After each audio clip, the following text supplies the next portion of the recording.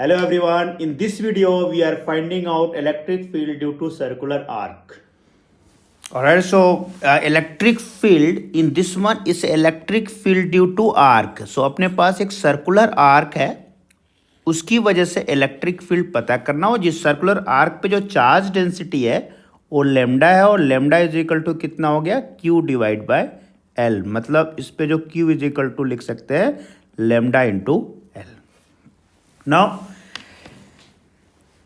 Electric field due to this small segment, ये small segment जो है ना, इसका स्मॉल सेगमेंट उसका लेंथ कितना लिया हमने dx। इस सेगमेंट की वजह से जो इलेक्ट्रिक फील्ड है इस पॉइंट वो कितनी है dE है, ये जो वैल्यू है dE है।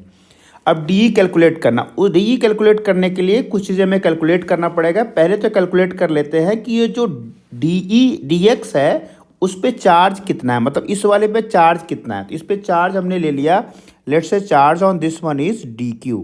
So if this charge is dq, so dq के प्लेस पे क्या लिख सकते हैं हम, लेमडा इंटू dx।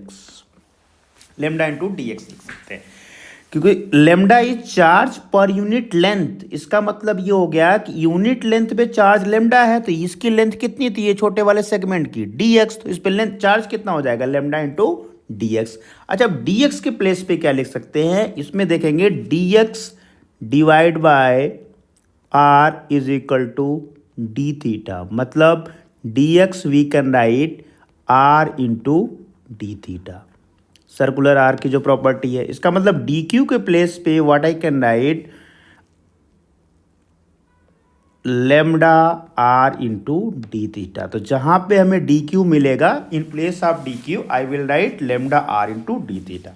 अब हमें dE कैलकुलेट करना है। dE कैलकुलेट करने के लिए सिंपल फॉर्मूला है यूनिट चार्ज के लिए। So dE is equal to क्या हो जाएगा, k into D Q divide by R का square. R is what, radius, radius is what that distance. यही तो डिस्टेंस है इसकी, जो रेडियस हो कैपिटल आर हमने ले रखा है वही इसकी डिस्टेंस है। इसको कैपिटल आर में लिख देता हूँ, this radius is capital R.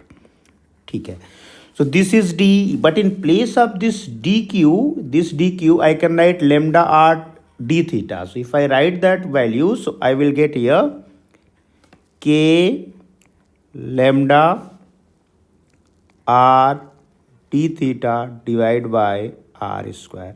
Now one r bit get cancel, यहाँ से कैंसिल हो जाएगा डिनोमिनेटर वाला, तो क्या आ जाएगा k lambda d theta divided by r का square, not r square, one r will get cancelled, so this will be k lambda d theta divided by r। ये तो d है, लेकिन हमें d कैलकुलेट नहीं करना, हमें दो कंपोनेंट से कैलकुलेट करना है। क्यों दो कंपोनेंट, देखो ये जो de है ये दो पार्ट में डिवाइड हो जाएगा। पहला क्या हो जाएगा, ये de cos थीटा, ये वाला कंपोनेंट, और दूसरा कंपोनेंट क्या हो जाता है de sin थीटा। तब इसका मतलब अगर मेरे को x कंपोनेंट कैलकुलेट करना है तो इंटीग्रेशन डी कॉस थीटा चाहिए, अगर y कंपोनेंट कैलकुलेट करना है तो डी साइन थीटा चाहिए। पहले हम x कंपोनेंट इसका कैलकुलेट करते हैं। जब अपन x कंपोनेंट इसका कैलकुलेट करेंगे तो क्या हो जाएगा, e is equal to integration d cos theta. अब डी की वैल्यू मैं कहाँ से रखूँगा, इस पे से। ये वाली वैल्यू किसकी है, डी की तो वैल्यू है, इस पे रख देता हूँ मैं।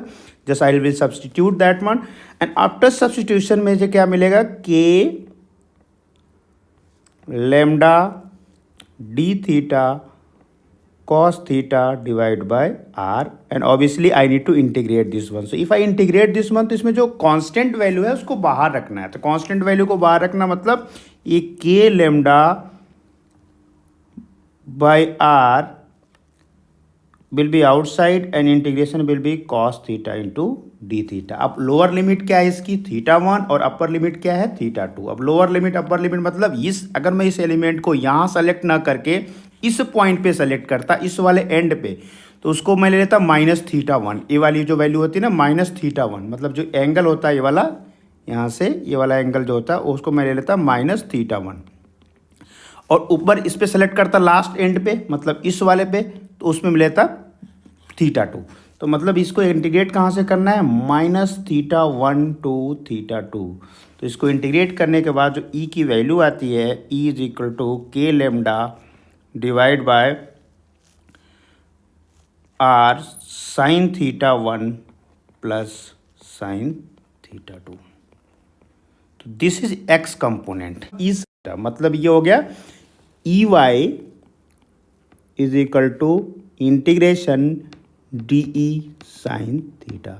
मतलब इस केस में क्या हो जाएगा, integration k lambda by r sine theta into d theta. Again limit तो माइनस थीटा 1 से थीटा 2 ही होनी है। तो अगर ई वाई आप कैलकुलेट करोगे तो क्या हो जाएगा यहाँ पे, k lambda divide by r cos theta 1 minus cos theta 2।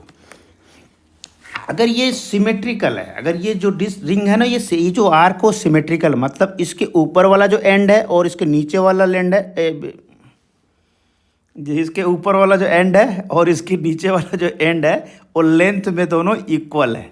मतलब ये वाला और ये वाला दोनों लेंथ में क्या है, इक्वल है। तो अगर दोनों लेंथ में इक्वल है तो उस केस में क्या करेंगे, theta 1 is equal to theta 2 रख देंगे। तो उस केस में ई एक्स कंपोनेंट क्या हो जाएगा, E x is equal to हो जाएगा k lambda by r into 2 sine theta. और y कंपोनेंट क्या हो जाएगा, E y is equal to k lambda by r into 0।